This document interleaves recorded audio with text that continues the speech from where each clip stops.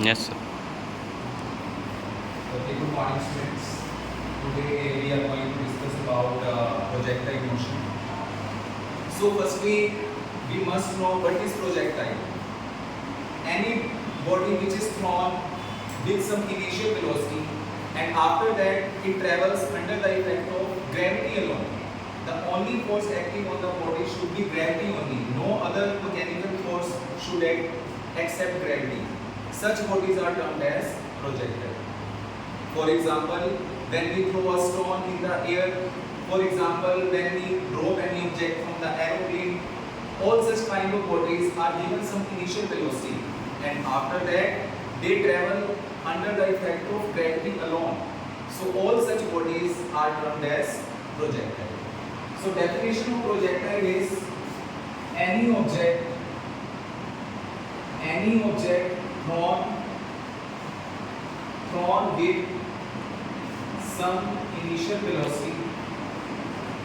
thrown with some initial velocity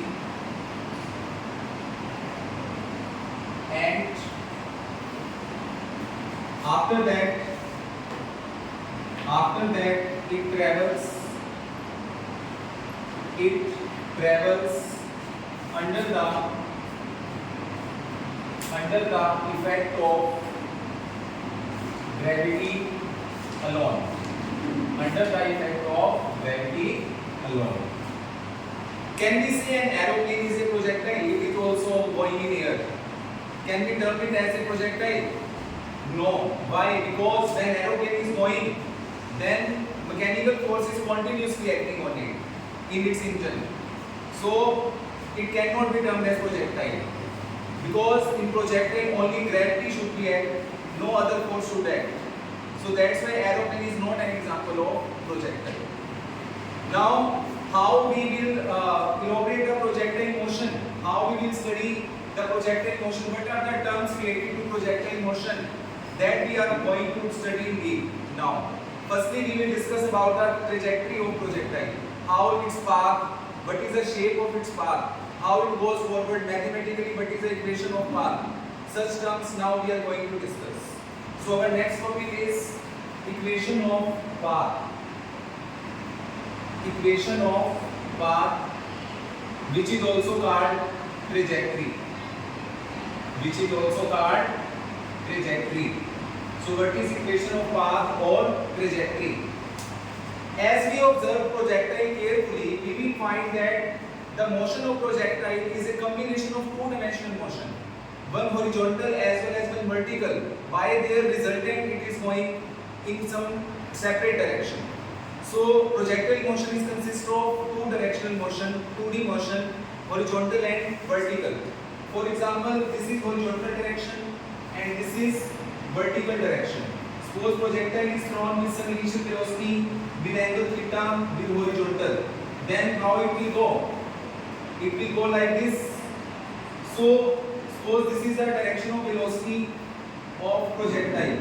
So this velocity is a resultant of horizontal and vertical velocity. It also has components in horizontal direction as well as in vertical direction. So what is the component in horizontal direction? That is u cos theta, because by resolution we know the direction which contains theta will be having cos component. So u cos theta is the velocity in horizontal direction. And what is the velocity of projectile in vertical direction? That is u sin theta. So projectile velocity is a resultant of u cos theta and u sin theta. So at every point its motion is the resultant of horizontal and vertical motion. So now we are going to analyze these directions in detail and separately. What is happening in horizontal alone? What is happening in vertical direction alone? These we are now going to analyze. So in horizontal direction,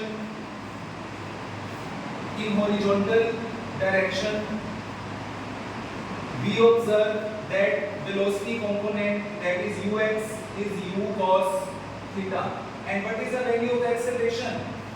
What is the value of acceleration in horizontal direction? We know that only force that is acting is gravity alone. So gravity acts only in vertical direction and vertically downward. Earth attracts vertically downward. So there is no force of gravitation horizontal direction. So that's why there will be no acceleration in horizontal direction. So value of acceleration in horizontal direction will be 0. Now what are these values in vertical directions? Vertical directions. In vertical directions, the value of velocity is u sine theta. Value of velocity is u sine theta. And what is the value of acceleration? That is ay, that is minus z, because body is going upward and gravity is acting downward, so acceleration will decrease. That's why it will be having minus z acceleration. So these are the values of velocity and acceleration in horizontal and vertical directions separately. Now how we will derive its equation, its trajectory, that now we are going to discuss. In horizontal direction, we will now find the distance covered in horizontal direction alone. Similarly, we will find the distance covered in vertical direction alone. So for this, we will be using